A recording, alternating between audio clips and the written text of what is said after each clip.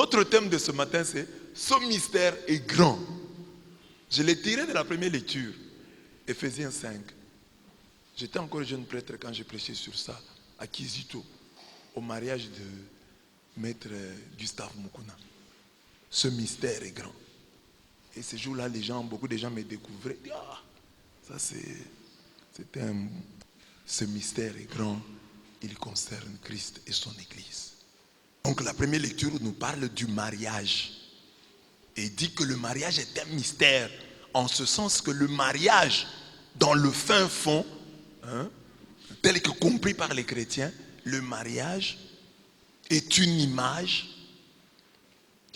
de la relation qui existe entre le Christ et l'Église. Tu pourrais dire, ce mystère est grand. Quand je vous parle du mariage, je ne suis pas au niveau simplement charnel. Je suis à un niveau spirituel, à un niveau élevé. Je vous dis que le mariage, le vrai mariage, c'est entre Christ et l'Église. Les autres mariages ici que vous voyez sont des images, des représentations de ce mariage-là entre le Christ et l'Église. Donc, c'est ça le modèle. Vous voulez vivre dans le mariage, vous êtes un homme, soyez comme le Christ. Vous voulez vivre dans le mariage, vous êtes une femme, soyez comme l'Église. Comment le Christ est-il? Le Christ, c'est lui le chef. Donc quand vous êtes dans le mariage, vous êtes un homme, soyez le chef, à la manière du Christ. Le Christ est un chef, mais un chef humble. Un chef qui lave les pieds de ses disciples. Un chef qui meurt pour ses disciples. Qui meurt pour son église. Qui meurt pour son épouse. Qui se sacrifie pour elle. C'est ça le mariage. La femme, c'est l'église. Et l'église est toute soumise.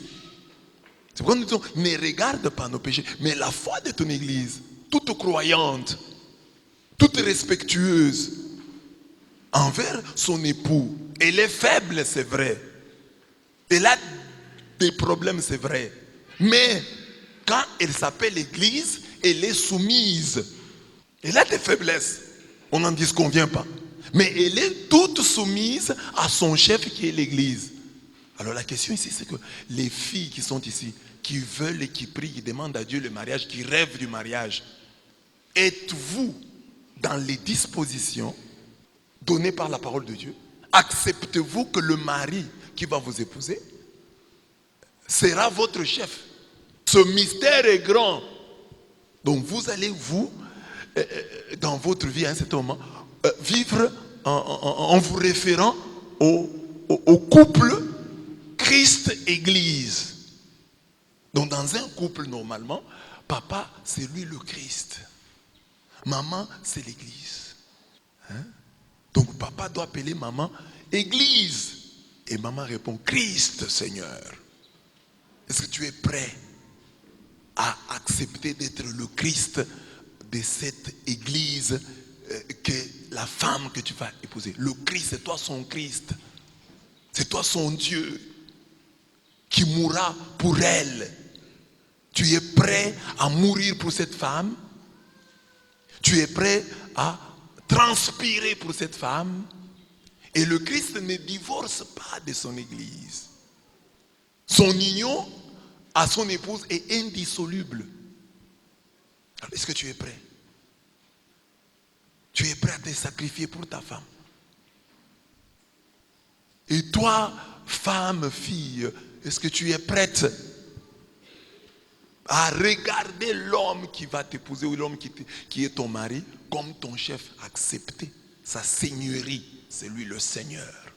Mon mari est mon Seigneur. Comme Sarah dans l'Ancien Testament, elle appelait Abraham Seigneur. Elle croyait. Mais il y a des femmes qui sont déjà dans le mariage. Aucun respect pour leur mari. Aucun respect.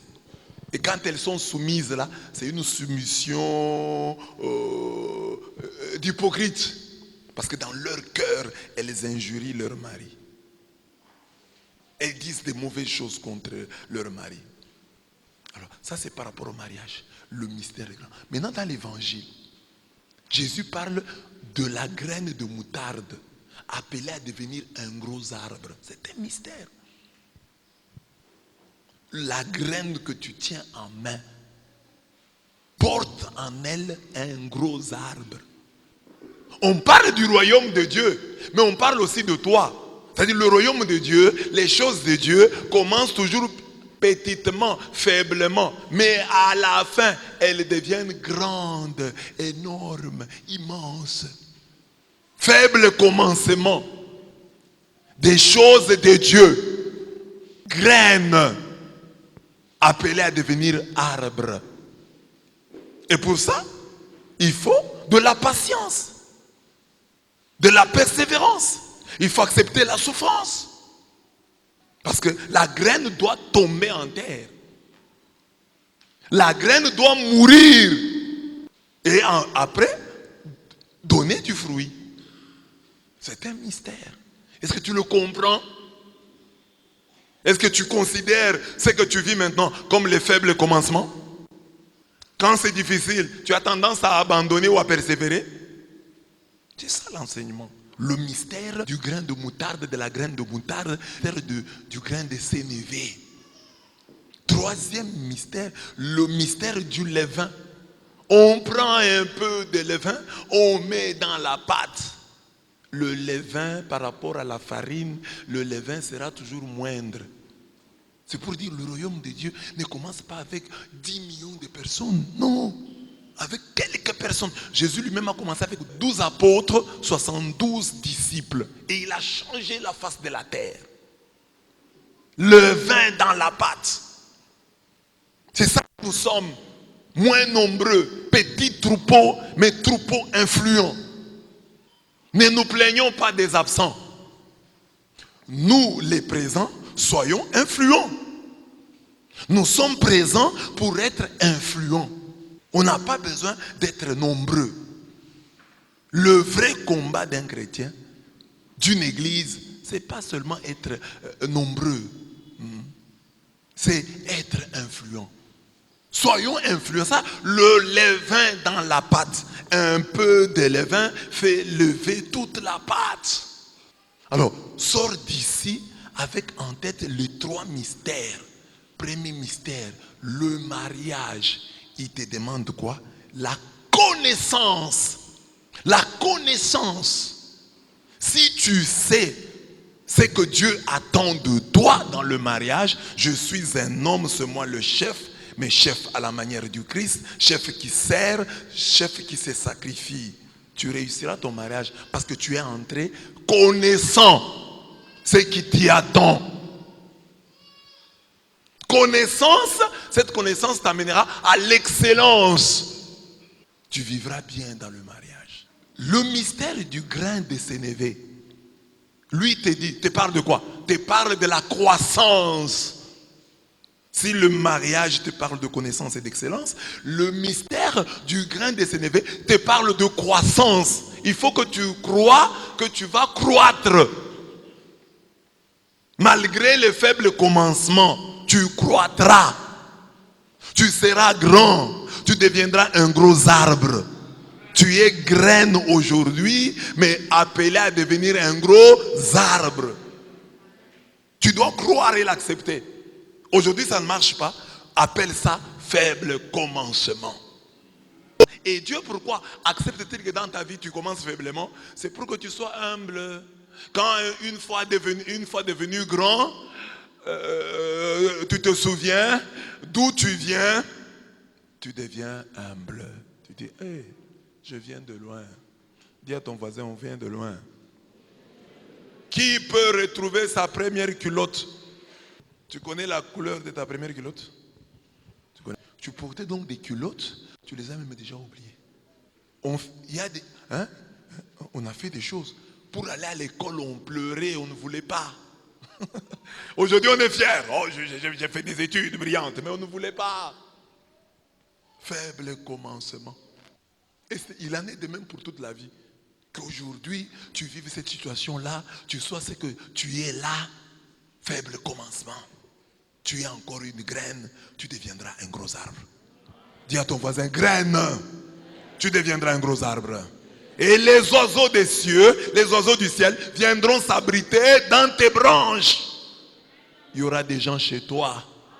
Des gens viendront te visiter. Des gens voudront dormir chez toi. Des gens voudront manger chez toi. Parce que Dieu aura fait de toi un gros arbre. On ne vient pas ici pour blaguer, mes frères. On vient ici pour que cette parabole, ce mystère du grain de moutarde, de la graine de moutarde, de la graine de sénévé, puisse s'accomplir. Ne meurs pas graine. Ne meurs pas grain. Tu dois mourir arbre. Tu dois mourir baobab. C'est ça. Oh non, c'est comme ça. Non, tu dois bien finir.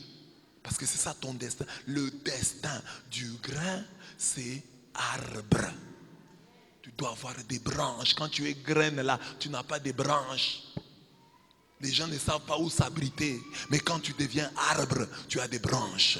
Et les gens viennent s'abriter en toi. Amen. C'est ça, chaque jour tu regardes. Est-ce que ce que j'ai fait aujourd'hui, j'ai fait un pas pour devenir arbre? Ou je suis toujours graine? Le mystère de la graine dit croissance. Et qui dit croissance dit persévérance. Tu dois te battre. Tous ces messieurs que tu vois, toutes ces dames que tu envies, qui sont devenus grandes, ils sont passés par ce mystère de la graine de moutarde. Il n'y a personne qui est né arbre. Ils étaient tous des grains. C'était tous des petits.